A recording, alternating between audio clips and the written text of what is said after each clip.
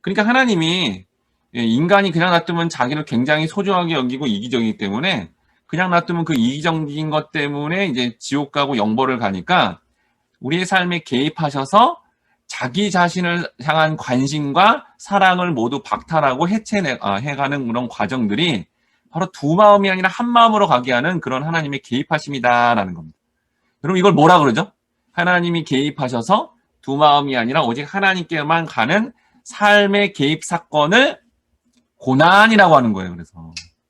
그래서 여러분 성도에게 이렇게 고난이 허락되는 이유는 바로 이제 이 고난을 통해서 결국 자기 자신을 향한 끊임없는 그런 관심에서 벗어나 하나님을 향한 마음의 청결을 가진 삶으로 나아가도록 하나님은 우리의 삶에, 특히 성도의 삶에 열심히 일하시고 역사한다라는 겁니다.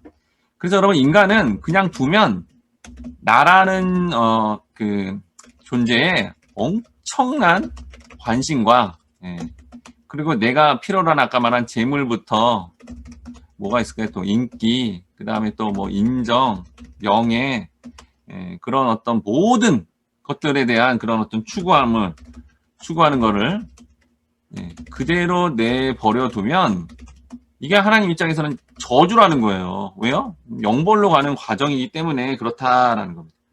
그래서 하나님은 인간이 나라는 신을 자꾸 섬기는 거를 끊어내시고 마음에 청결을 가지게 하고자 주권적인 뭐예요? 고난을 이제 겪게 한다라는 거예요. 그래서 여러분 성도의 삶에 반드시 이 고난이 임합니다. 근데 이게 하나님의 개입인지 아닌지는 어떻게 아냐면 이렇게 아는 거예요.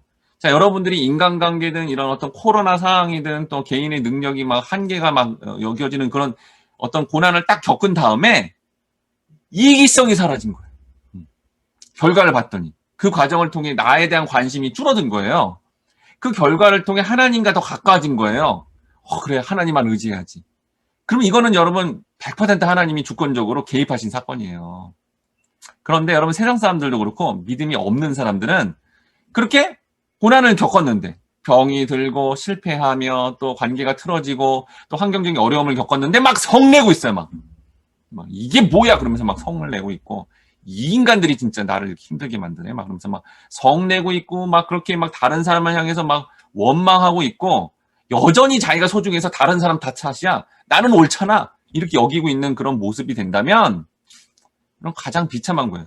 고난도 당했는데 종말이 지옥인 거예요. 마음이 청결하지가 않습니다. 그러니까 하나님 개입하는 사건의 어떤 그런 과정으로 반응하지 않고 있다는 거죠. 고난이 왔는데도 여전히 이기적이고 고난이 왔는데도 여전히 타인을 향해서 공격적인 반응을 하고 있으며 환경적인 탓만 하고 있다면 스스로 어떤 비참한 삶으로 가는 과정이다. 마음이 불결한 상태다라는 거예요. 하나님 백성은 고난이 오면 무조건 하나님 찾습니다. 고난이 왔는데 무릎 꿇고 기도 안 해요? 고난이 왔는데 막 정말 하나님 찾으면서 막 하나님 나 좀 살려 눈물로 기도 안 해요? 하나님 백성도 아니죠. 그러니까 고난이 오면 계속 그 하나님을 찾는 거예요.